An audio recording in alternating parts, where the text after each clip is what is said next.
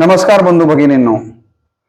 लोकनेते स्वर्गीय गोपीनाथरावजी मुंडे साहेब यांच्या जीवन चरित्राच्या संबंधानं मागील काही व्हिडिओच्या माध्यमातून मी आपल्याशी संवाद साधतो आहे. मी प्राध्यापक डॉक्टर रामकृष्ण दत्तात्रय बदने, ग्रामीण कला वाणिज्य व विज्ञान महाविद्यालय वसंतनगर या ठिकाणी हिंदी या विषयाचा प्राध्यापक किंवा प्रोफेसर म्हणून कार्यरत आहे. मागील 5-6 व्हिडिओमधनं आपण गोपीनाथरावजी मुंडे साहेबांच्या जीवन चरित्राचा परामर्श घेतो आहोत. यापूर्वीच्या व्हिडिओमध्ये मी आपल्याला सांगितलं की फुले शाहू आंबेडकरांचा विचार किंवा विचाराचा रथ खऱ्या अर्थानं पुढे घेऊन जाण्याचं काम जर कोण केलं असेल तर ते लोकनेते गोपीनाथरावजी मुंडे साहेबांनी केलं. डॉक्टर बाबासाहेब आंबेडकरांनी सांगितलं, शिका, संघटित व्हा आणि संघर्ष करा. आणि हा विचार बघत असताना संघर्ष करा इथपर्यंत मागच्या व्हिडिओ पर्यंत आपण पाहिलेलं होतं.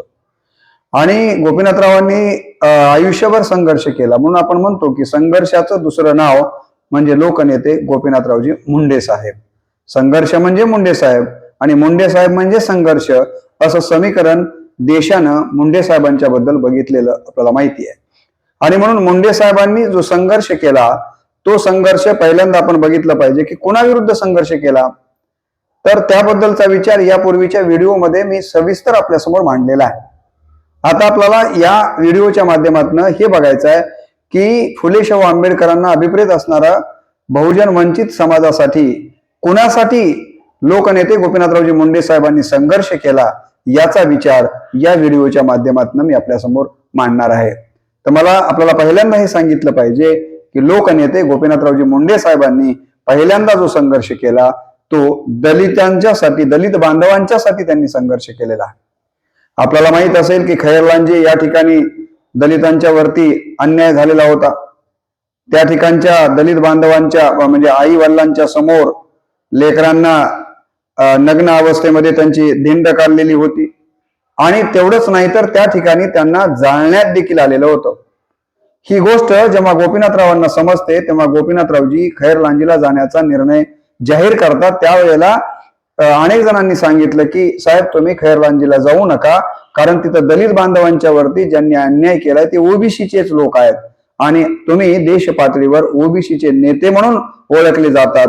तुम्ही जर तिथं गेलात तर ओबीसीची लोक तुमच्यावर नाराज होतील आणि कदाचित भविष्यात तुमच्या मतावर देखील त्याचा परिणाम होऊ शकतो.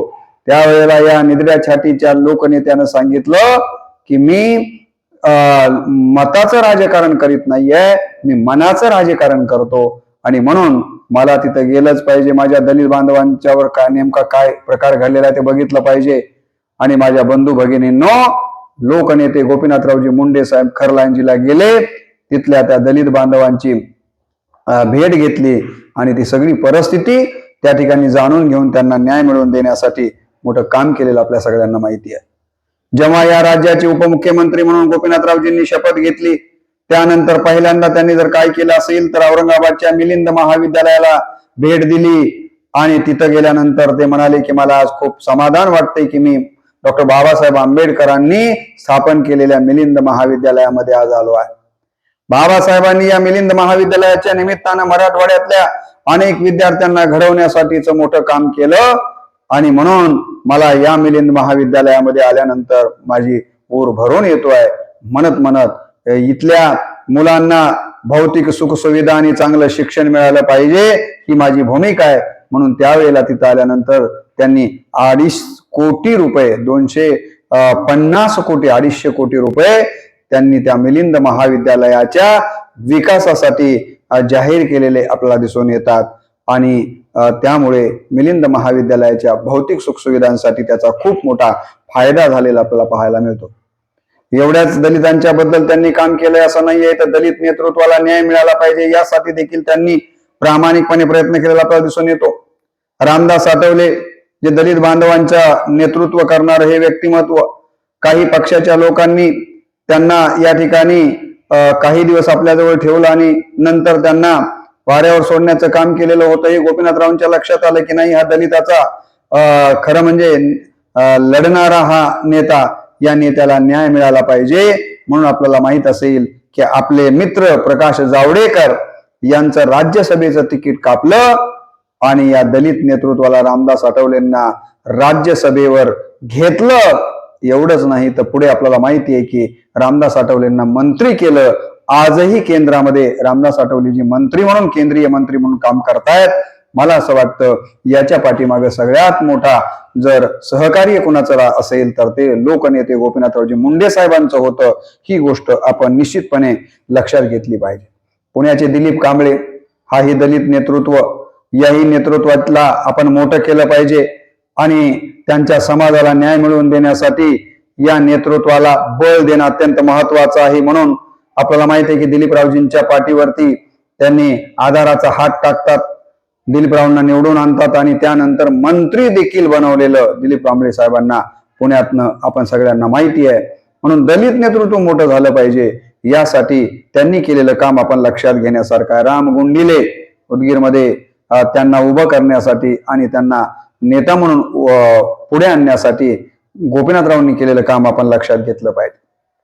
आपल्याला माहित असेल की 1981 मध्ये बाबासाहेब आंबेडकरांच्या मिरवणुकीवरती दगडफेक झालेली होती आणि त्या दगडफेकीमध्ये 21 जण जखमी झालेले होते. ही गोष्ट कळाल्याबरोबर माझ्या बाबासाहेबांच्या जर मिरवणुकीवर दगडफेक होत असेल तर हे आम्ही सहन करणार नाहीत आणि म्हणून त्यांच्या तळपायाची आग मस्तकाला जाते आणि या मिरवणुकीमध्ये 21 जण जखमी झालेत. सरकारला काही लक्षात येत आहे का? काय चाललंय या राज्यामध्ये? अशा प्रकारचे प्रश्न आणि विचारून सरकारला भांडावून सोडण्याचं काम त्यांनी केलेलं आहे. 1993 आकाश आगडे नावाचा दलित बांधव पोलिसांच्या कोठडीमध्ये मारहाण करताना त्याचा मृत्यू होतो. या घटनेनं देखील लोकनेते गोपीनाथरावजी मुंडे साहेब आपल्याला माहित असेल की अत्यंत व्यथित होतात आणि सरकारला जाब विचारतात की अलीकडच्या काळामध्ये पोलीस कोठडीमध्ये दलित आणि आदिवासींचे त्या ठिकाणी मृत्यू जास्त प्रमाणामध्ये होत असताना दिसून येत आहेत. यामुळे माझ्या मनामध्ये संशय येतोय की पोलीस कोठडीमध्ये मारहाणीमध्ये दलित आणि आदिवासींचेच कसे लोक जास्त मरतायत, याबद्दलचं सरकारनं गांभीर्याने घेतलं पाहिजे. अशा प्रकारचा प्रश्न देखील ते उपस्थित करतात आणि अशा प्रकारच्या घटना भविष्यामध्ये घडणार नाहीत याची आपण सगळ्यांनी काळजी घेतली पाहिजे. या प्रकारचा देखील न्याय आगळे नावाच्या विद्यार्थ्यांनी पुढे घडणाऱ्या दलित आणि आदिवासी विद्यार्थ्यांच्यावरती किंवा युवकांच्यावरती अन्याय होणार नाही यासाठी त्यांनी आपल्याला माहिती आहे की बाजू घेतलेली आपल्याला दिसून येते. जालना जिल्ह्यामधील मूर्ती नावाच्या गावी पती पत्नी च्या बाबतीमध्ये आपल्याला माहिती आहे की जनाबाई थोरात नावाच्या या स्त्रीचा मृत्यू झाला. तिच्यावर देखील दलित म्हणून अन्याय झाला. तिच्या देखील अन्यायाला वाचा फोडण्याचं काम त्यांनी केलेलं आहे. काही गावांच्या मध्ये सवर्णांनी दलितांनी सवर्णाच्या विहिरीवर पाणी भरायला येऊ नये म्हणून त्या पाण्यामध्ये विष्ठा टाकलेली देखील आपल्याला पाहायला मिळते. मातंग त्यावेळेला देखील गोपीनाथराव खूप चिडतात की काय चाललंय, माणूस म्हणून आमच्या दलित बांधवांना देखील माणूस म्हणून जगण्याचा अधिकार संविधानाने दिलेला आहे. आपण खरं तर त्यांना माणूस म्हणून माणुसकीचा दर्जा दिला पाहिजे आणि त्यासाठी शासनानं त्यांना खऱ्या अर्थानं संरक्षण दिलं पाहिजे. अट्रॉसिटीचा कायदा आणखीन कडक झाला पाहिजे. या प्रकारची भूमिका गोपीनाथरावजी मुंडे साहेब घेत असताना आपल्याला दिसून येतात. मातंग सभानाच्या विद्यार्थ्यांना शिष्यवृत्ती मिळाली पाहिजे या प्रकारचा विचार देखील त्यांनी मांडलेला आपल्याला दिसून येतं. आणि म्हणून दलित वस्ती सुधारणेसाठी गोपीनाथरावजी आग्रह धरतात आणि त्यासाठी देखील ते सरकार दरबारी दलित वस्ती सुधारणेच्या बाबतीमध्ये सरकारकडून ही गोष्ट देखील घडून आणण्याचं काम करतात. कितीतरी मला दलित बांधवांच्या साठी गोपीनाथरावांनी केलेलं काम सांगता येईल, परंतु विस्तार भय असतो. इतकेच काही मुद्दे या ठिकाणी मांडून कुणासाठी संघर्ष केला तर गोपीनाथरावजींनी दलित बांधवांच्या उत्थानासाठी त्यांनी संघर्ष केला. ही गोष्ट आपण लक्षात घेतली पाहिजे. कुणासाठी संघर्ष केला? इतर मागासवर्गीय म्हणजेच ओबीसींच्या उन्नतीसाठी देखील या ठिकाणी गोपीनाथरावजींनी प्रयत्न केलेला आपल्याला दिसून येतो. आपल्याला माहित असेल की या देशाचे पंतप्रधान व्ही.पी. सिंग यांनी मंडल आयोगाची अंमलबजावणी केली. या मंडल आयोगाची अंमलबजावणी महाराष्ट्रामध्ये देखील झाली पाहिजे. याच्यासाठी पहिल्यांदा जर आग्रही भूमिका कोण मांडली असेल तर ती गोपीनाथरावजी मुंडे साहेबांनी मांडली आणि सांगितलं की नाही, जोपर्यंत राज्यामध्ये मंडल आयोग लागू होणार नाहीये तोपर्यंत ओबीसींना खऱ्या अर्थानं न्याय मिळणार नाहीये आणि म्हणून मंडल आयोगाची या ठिकाणी अंमलबजावणी लवकरात लवकर या राज्यात झाली पाहिजे. आपल्याला माहित असेल की ज्या पक्षामध्ये ते काम करत होतो तो पक्ष कमंडलाचा होता. मंडल आयोग लागू करण्यासाठी त्या पक्षामध्ये अनुकूल वातावरण नव्हतं, परंतु पक्षाचा विचार न करता गोपीनाथरावजींनी ओबीसीला न्याय मिळाला पाहिजे म्हणून मंडल आयोग या राज्यामध्ये लावण्यासाठी सिंहाचा वाटा उचललेला आपल्याला दिसून येतो. आपल्याला माहित असेल की केंद्रामध्ये जेव्हा गोपीनाथरावजी जातात तेव्हा केंद्रामध्ये देखील केंद्र सरकारला नेहमी जाब विचारतात की या देशातल्या ओबीसींची जनगणना आपण कधी करणार आहात. जोपर्यंत या देशातल्या ओबीसींची जनगणना केली जाणार नाहीये तोपर्यंत या ठिकाणी लोकसंख्येनुसार ज्या काही सवलती ओबीसींना मिळायला हव्यात त्या मिळणार नाहीयेत आणि म्हणून लवकरात लवकर केंद्र सरकारनं ओबीसींची जनगणना केली पाहिजे या प्रकारची देखील मागणी आणि यासाठीचा लढा देखील गोपीनाथरावजी उभे करत असताना आपल्याला दिसून येत आहेत. आणि त्यांनी संसदेमध्ये अनेक वेळेस या बाबतीतली जी आक्रमकता दाखवलेली आहे आणि या आक्रमकतेमुळं त्या काळामध्ये केंद्रामध्ये ज्या 3 यादवांचं साम्राज्य आपल्याला बघायला मिळत होतं, शरद यादव, लालू यादव, मुलायम सिंग यादव, हे 3 जण स्वतः म्हणतात की ओबीसी के लिए हम आज तक जो काम नहीं कर सके वो गोपीनाथराव मुंडे साहब ने बहुत कम समय में करने का काम किया है, इसलिए हम गोपीनाथराव जी को ओबीसी का नेता मानते हैं. एक गोष्ट लक्षात घ्या, यातून काय लक्षात येतं तर जे या 3 यादवांना जमलं नाही ते काम मला असं वाटतं की करण्याचं काम जर कोणी केलं असेल तर ते गोपीनाथरावजी मुंडे साहेबांनी केलेलं आहे. जर ओबीसीची जनगणना झालीच तर त्याचं श्रेय देखील आपल्याला गोपीनाथरावजी मुंडे साहेबांना द्यावं लागणार आहे. आपल्याला माहिती आहे की राज्यामध्ये ओबीसीचं नेतृत्व करणारे छगनजी भुजबळ ते पहिल्यांदा शिवसेनेमध्ये होते, नंतर राष्ट्रवादीमध्ये आले. राष्ट्रवादीचं आणि गोपीनाथरावांचं कधीच जमलं नाही. वेगळ्या पक्षात जरी छगन भुजबळ असले तरी त्यांच्याशी बंधुत्वाचं नातं गोपीनाथरावांनी याच मुळे ठेवलं की छगनजी हे ओबीसी साठी काम करतात आणि मीही ओबीसी साठी काम करतो आणि म्हणून ओबीसीच्या चळवळीमध्ये काम करत असताना हे दोघंही स्वतः छोटे मोठे बंधू समजून एकमेकाला नेते समजून या ठिकाणी ते काम करताना दिसतात. म्हणून ओबीसीचं नेतृत्व मोठं झालं पाहिजे यासाठी देखील त्यांनी छगन भुजबळांसारख्यांना पक्ष वेगळा जरी असला तरी मदत करण्याचं काम केलेलं आपल्याला दिसून येतं. आणि म्हणून या ठिकाणी रेणके आयोग आहे, या रेणके आयोगाला देखील मोठं सहकार्य करून ओबीसींच्या समस्या जाणून घेऊन त्या सोडवण्यासाठीचा केलेला प्रयत्न आपण लक्षात घेतला पाहिजे. ईदानतेंकडून त्या समितीच्या माध्यमातून देखील अभ्यास घडवण्याचं काम त्यांनी केलेलं आपल्याला लक्षात येतं. त्यांनी अनेक वर्षापासून मागणी केलेली आहे की ओबीसींच्या साठी वेगळं मंत्रालय असलं पाहिजे आणि या प्रकारचं वेगळं मंत्रालय मला असं वाटतं की गोपीनाथरावजी मुंडे साहेबांनी या ठिकाणी मागणी केली आणि आपल्याला माहित असेल की नंतर आपण बघितलं की 3 जानेवारी 2017ला या राज्यामध्ये वेगळं ओबीसीचं मंत्रालय निर्माण झालं. हे मंत्रालय जर या ठिकाणी कशामुळे निर्माण झालं असेल तर मला असं वाटतं गोपीनाथरावजी मुंडे साहेबांच्या मागणीमुळे झालेलं आहे. ही गोष्ट आपण लक्षात घेतली पाहिजे. छगन भुजबळजी जेव्हा गोपीनाथरावजी गेल्याच्या नंतर छगनजींना जेलमध्ये टाकण्यात आलं तेव्हा संपूर्ण भारत देश हळहळला.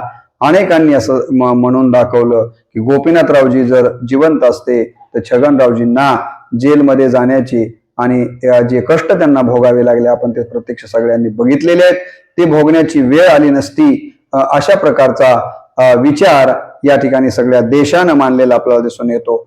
आणि म्हणून मला असं वाटतं की अलीकडच्या काळामध्ये जो मराठा आणि ओबीसीचा संघर्ष सध्या ऐरणीवरती आहे, दोन्हीही कडले मराठा नेते देखील म्हणतात की गोपीनाथरावजी जर असते तर ही परिस्थिती निर्माण झाली नसते आणि स्वतः छगन भुजबळांनी देखील पहिल्याच सभेमध्ये जालन्याकडे सांगितलं की आज गोपीनाथरावजी असते तर ही परिस्थिती निर्माण झाली नसती.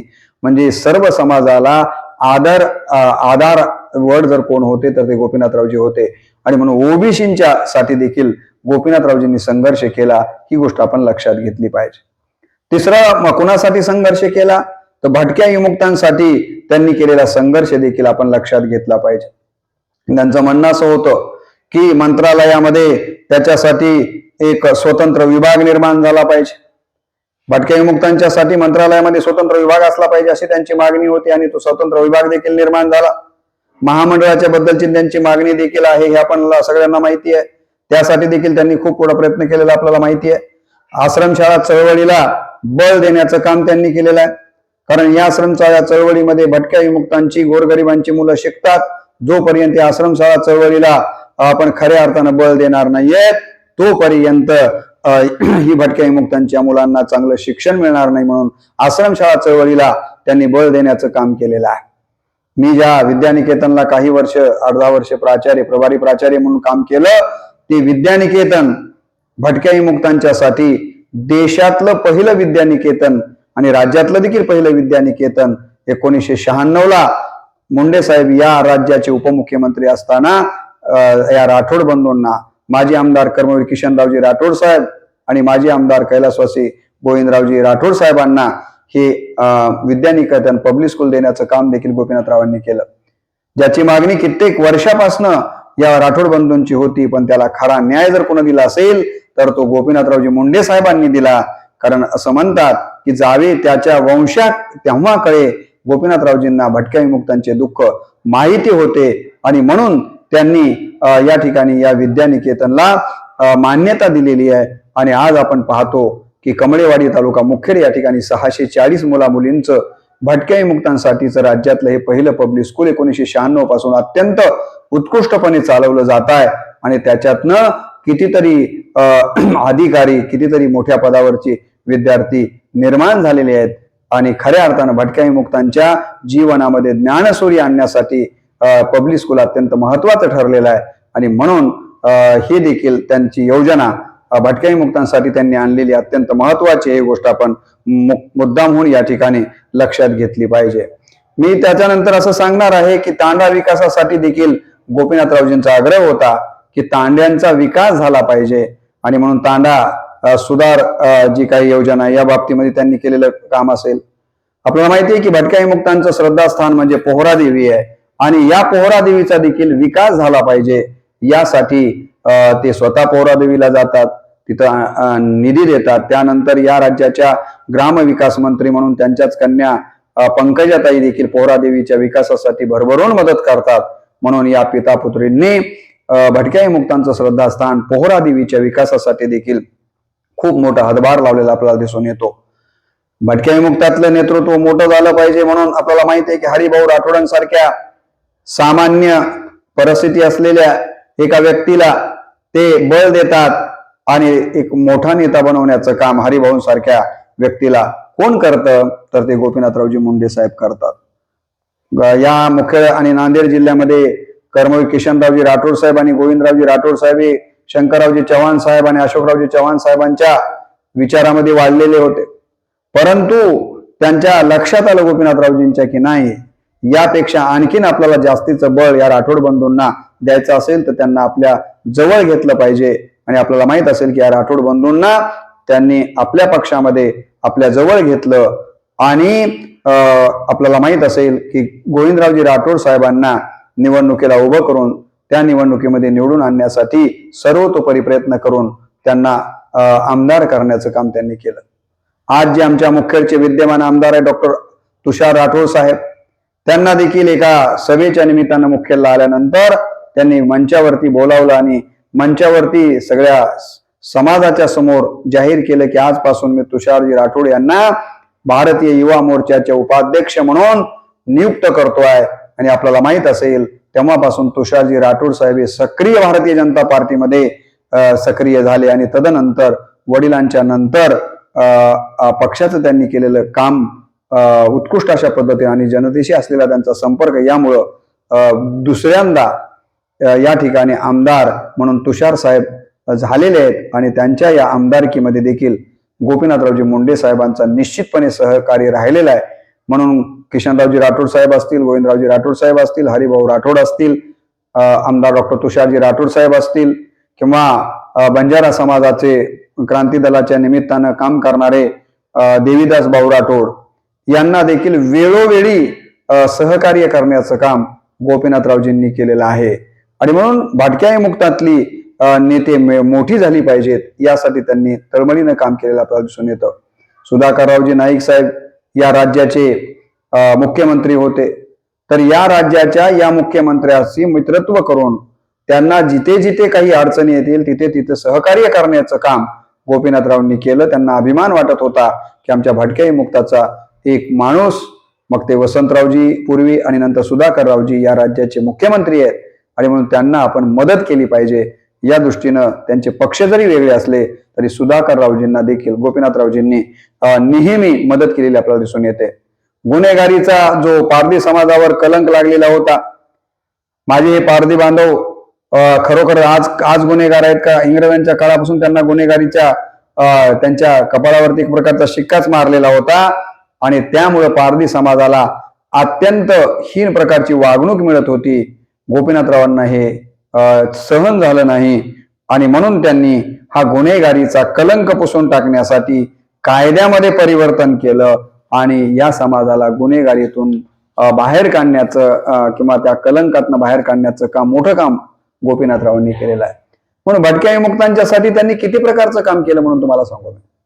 तर भटक्या विमुक्तांच्यासाठी देखील जसं मी म्हणालो की दलितांच्यासाठी गोपीनाथरावांनी काम केलं, ओबीसी समाजासाठी गोपीनाथरावांनी काम केलं, तसंच भटक्या विमुक्तांच्या उन्नतीसाठी देखील त्यांच्या अंतःकरणामध्ये एक प्रकारचा कळवळा होता आणि म्हणून त्यांनी भटक्या विमुक्तांच्या विकासासाठी देखील मोठं काम केलेलं आपल्याला दिसून येतं. आणखीन कुणासाठी त्यांनी काम केलं? आदिवासी बंधू भगिनींच्या उत्थानासाठी देखील गोपीनाथरावांनी मोठ्या प्रमाणात काम केलेलं आपल्याला दिसून येतं. आपल्या सगळ्यांना माहीत असेल की मुंबईच्या बाजूला बऱ्याच जागी आदिवासी राहतात, तिथं साथ रोग आला आणि त्यामध्ये अनेक आदिवासी जे आहेत त्या साथरोगीची लागण झाली आणि काही जणांचा मृत्यू झाला.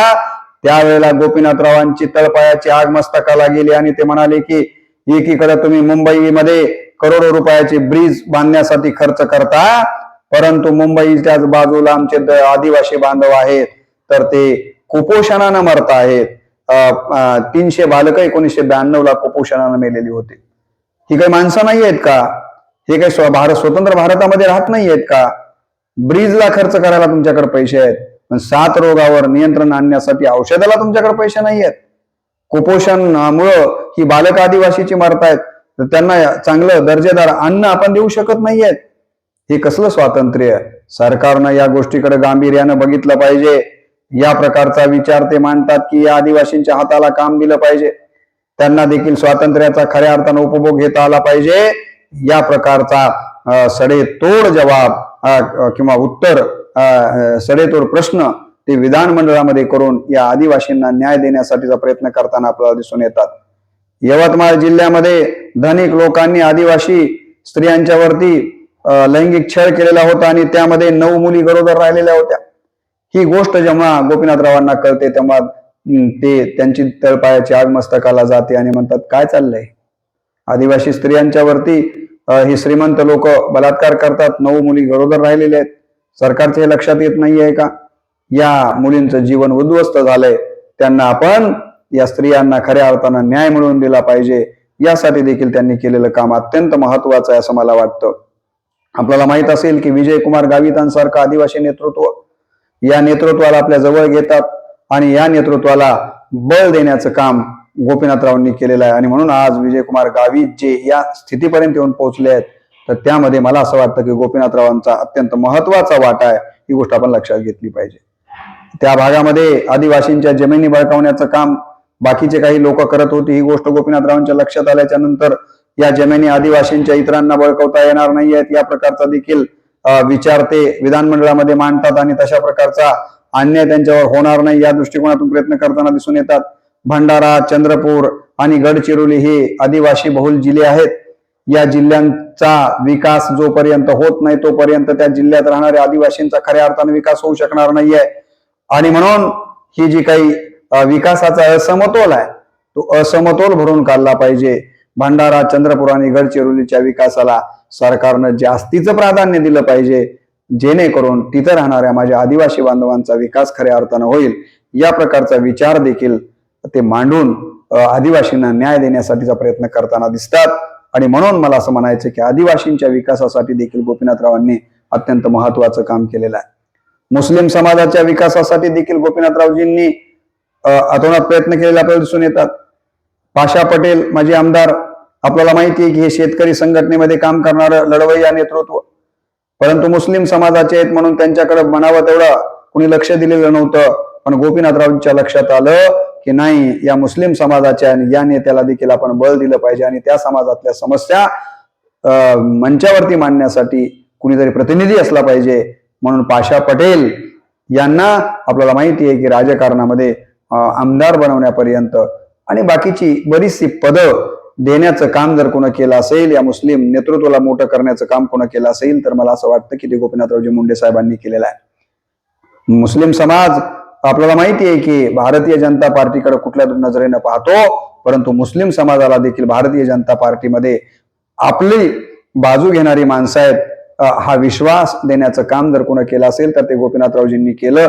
म्हणून तर गोपीनाथरावजींचा कार अपघातामध्ये मृत्यू झाला ही घटना कळल्याबरोबर कन्नडचा शेख जफर नावाचा त्यांचा मुस्लिम अनुयायी हृदयविकाराच्या झटक्यानं जातो, आपल्या सगळ्यांना माहिती आहे. म्हणजे साहेबांचं मुस्लिम समाजावर किती प्रेम होतं आणि मुस्लिम बांधवांचं देखील साहेबांच्यावरती किती प्रेम होतं ही गोष्ट लक्षात आल्याशिवाय राहत नाहीये. डॉक्टर परमेश्वर मुंडे, प्राध्यापक डॉक्टर परमेश्वर मुंडे यांनी साहेबांच्यावरती डॉक्टरेट, PhD, विद्यावाचस्पती ही पदवी केलेली आहे आणि त्या थेसिसचं त्यांना ग्रंथामध्ये रूपांतर करायचं होतं आणि ग्रंथाला नाव होतं उपेक्षितांचे तारणहार. परंतु ग्रंथ बनवायचा म्हणजे त्याला खर्च येतो. हा जो प्राध्यापक आहे तो CHB वर होता, गडाडी ताशिकेवर होता आणि हा ग्रंथ काढण्यासाठी त्याच्याकडे पैसे नव्हते. ही गोष्ट आपल्याला माहित असेल की गोपीनाथरावजींचे शिष्य किंवा गोपीनाथरावांच्या विचारांच्या वरती प्रेम करणारे शेख एम जमादार यांना लक्षात येते आणि हा बीड जिल्ह्यातला शेख एम जमादार नावाचा माणूस परमेश्वर मुंडेंच्याकडे येतो आणि म्हणतो की साहेबांच्या वरती तुम्ही पुस्तक काढतायत म्हणून मला कळालं, त्याच्यासाठी जर तुम्हाला पैसे नाहीत हेही मला कळालं, तुम्ही पुस्तक काढा, त्याच्यासाठी लागणारे सगळे पैसे मी द्यायला तयार आहे. आणि परमेश्वर मुंडे सांगतात की कुठलाही विचार न करता या पुस्तकाचे पैसे या शेख एम जमादारनी दिले. म्हणजे एक गोष्ट लक्षात घ्या की साहेबांच्या वरती मुस्लिम बांधवांनी किती प्रेम केलेलं आहे. आपल्याला माहिती आहे की नाही मला माहित नाही, परंतु मी साहेबांच्या अंत्यविधीला परळी पांगरीला गेलो होतो आणि तिथं पाहिलं की उन्हाळ्याचे दिवस होते, तर त्या परळीत जेवढी लोक येतील त्या लोकांना पिण्याच्या पाण्याचे पॉकेट वाटण्याचं काम कोण करत होतो, तर तिथली मुस्लिम बांधव करत होती. म्हणजे या ठिकाणी आणि कित्येक मुस्लिम बांधव धाय मोकळोडत होती. आमचा आधारवड गेला, आमचा मोठा भाऊ गेला, ही भावना तिथल्या सगळ्या मुस्लिम बांधवांच्या मनामध्ये आम्हाला पाहायला मिळाली. याच्यातून ही गोष्ट लक्षात येते की साहेबांनी मुस्लिम बांधवांच्या वरती प्रेम केलं, त्यांच्या विकासासाठी मनातून प्रयत्न केले आणि म्हणून साहेबांच्या वरती या समाजानं देखील खूप प्रेम केलेलं आहे. त्यांच्या जयंतीच्या निमित्ताने कितीतरी असे क्षणचित्र पाहायला मिळतात की अनेक ठिकाणी गोपीनाथरावजींच्या प्रतिमेचं पूजन, जन्मोत्सवाने, जयंती, पुण्यस्मरणाच्या निमित्तानं मोठ्या प्रमाणावर मुस्लिम बांधव करतात. यावरून साहेबांचं त्या समाजावरती आणि मुस्लिम समाजाचं साहेबावर किती प्रेम होतं ही गोष्ट लक्षात आल्याशिवाय राहत नाही. कुणासाठी संघर्ष केला? मराठा, धनगर, हटकर, लिंगायत या समाजांना देखील न्याय देण्यासाठी त्यांनी प्रयत्न केलेला आहे.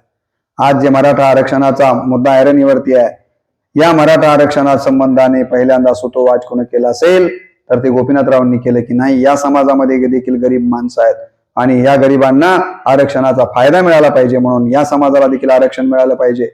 आणि हा लढा मोठ्या नेटानं पुढे घेऊन जाण्याचं काम विनायक मेटे करत होते, तर त्यांना आपल्या सोबतीला घेऊन हा लढा आणखीन तीव्र करण्यासाठी बळ देण्याचं काम कोण केलं?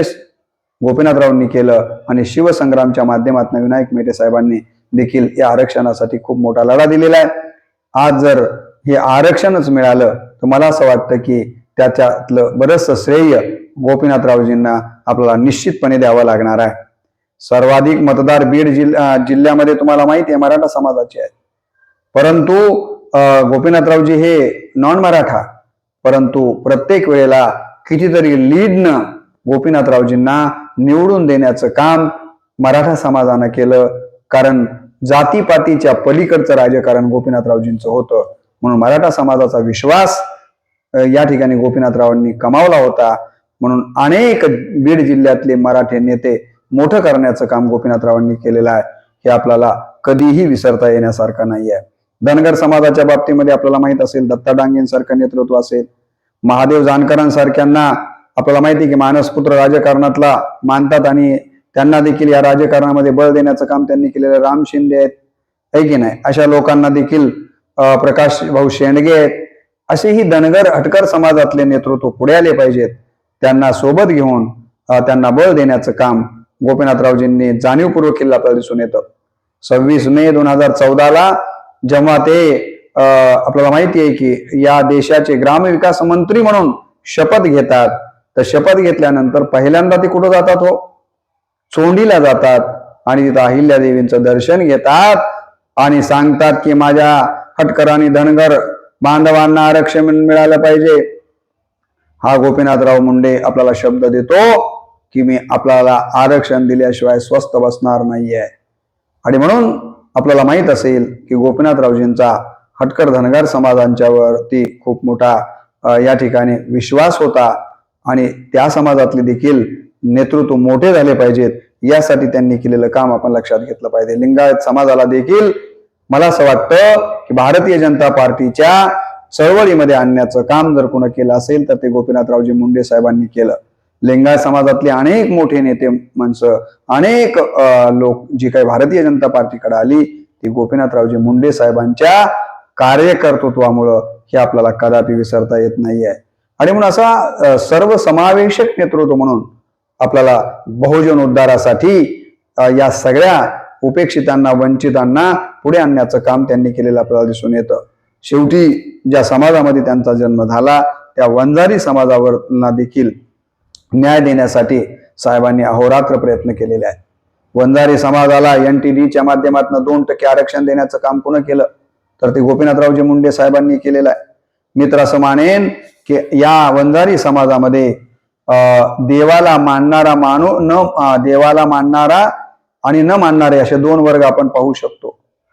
गोपीनाथरावजी मुंडे साहेबांना न मानणारा माणूस या समाजामध्ये बघायला मिळणार नाही.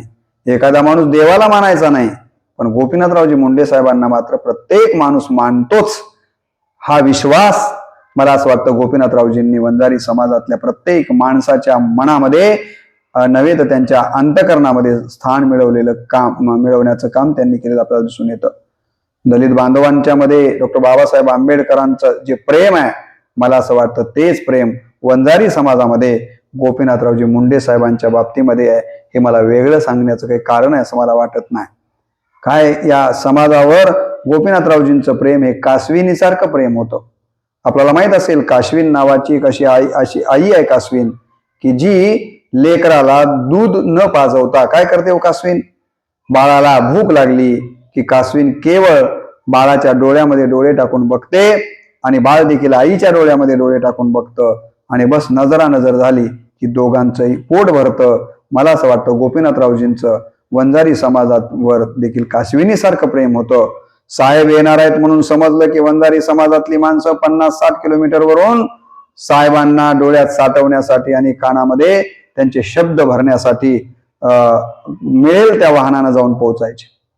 साहेबांचं हेलिकॉप्टर बघण्यासाठी हेलिपॅडवर उभे असायचे आणि साहेब त्या हेलिकॉप्टर उतरलं की घोषणा द्यायला सुरुवात करायची. साहेब सभेच्या स्थळी आले तर सभेच्या स्थळी सर्वात पुढे जर बसलेले कोण असतील तर ते वंजारी समाजाची माणसं असायची. साहेब गाडीतनं उतरले, काळा चष्मा, जॉकेट घातलेलं आणि स्टेजकडं एकदम स्टेजवर आले आणि म्हणजे कंगवा काढला आणि डोक्यावर